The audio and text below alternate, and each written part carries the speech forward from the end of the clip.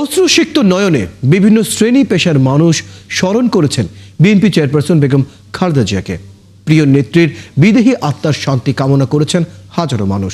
মানুষের এই ঢলে ছিলেন বিএনপি চেয়ারপারসনের নাতনি জাইমা রহমান সহ পরিবারের অন্যান্য সদস্যরাও। নেতাকর্মীদের অঙ্গীকার দেশপ্রেমকে ধারণ করে সংগ্রাম চালিয়ে যাওয়ার, জানাচ্ছেন Mohaiminul Khan Opu. Amrapali fruit syrup, real magic in every drop. ভাব গাম্ভীর্যের সঙ্গে সুশৃঙ্খলভাবে মানুষের সারি। জিয়া উদ্যানের সামনের সড়ক থেকে সমাধি পর্যন্ত এই জনস্রোত বেগম খালেদা জিয়াকে শ্রদ্ধা জানানোর জন্য, জুম্মার নামাজের পর আল্লাহর কাছে দোয়ার জন্য। সবাই এসেছেন প্রিয় নেত্রীর কবর জিয়ারত করবেন বলে। কেউ একা এসেছেন, কেউ সংগঠনের কর্মী নিয়ে, আর কেউ বা পরিবার নিয়ে।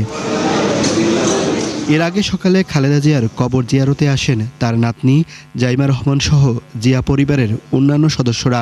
অশ্রুসিক্ত নয়নে প্রিয় অভিভাবকদের আত্মার মাগফিরাত কামনার জন্য দোয়া করেন।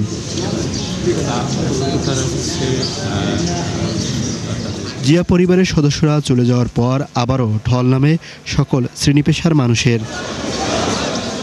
রাজনৈতিক জীবনে বেগম খালেদা জিয়া মাথা নত করেননি কোনো অন্যায়ের কাছে।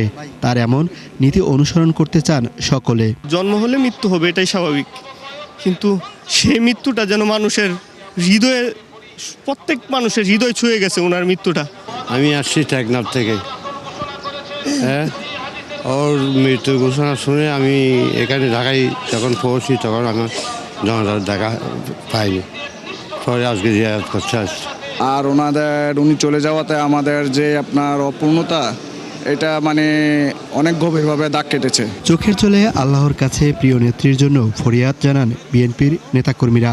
নেতাদের অঙ্গীকার দেশপ্রেমের আদর্শকে ধারণ করে সংগ্রাম চালিয়ে যাওয়ার। খালেদা জিয়ার কবর চেয়ে আজকে বলে যাচ্ছি, উনি বলেছেন দেশপ্রেম, এই দেশপ্রেমের আদর্শকে ধারণ করে মৃত্যুর আগ পর্যন্ত এটা কায়েম করার জন্য যে সংগ্রাম আমরা চালিয়ে যাব।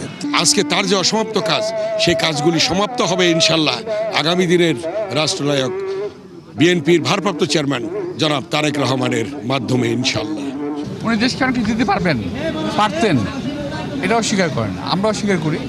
দেশনেত্রী বেগম খালেদা জিয়া দেশকে অনেক কিছু দিয়েছেন, আরও হয়তো দেওয়ার ছিল, আমরা বঞ্চিত হয়েছি, আমাদেরকে বঞ্চিত করা হয়েছে, দেশবাসীকে বঞ্চিত করা হয়েছে। বেগম খালেদা জিয়া নেই, তবে দেশ ও গণতন্ত্রের প্রশ্নে আপোষহীন এই নেত্রী থাকবেন চির অম্লান, এমনই মত হাজারো মানুষের। মোহাইমিনুল খান অপু, ৭১, ঢাকা।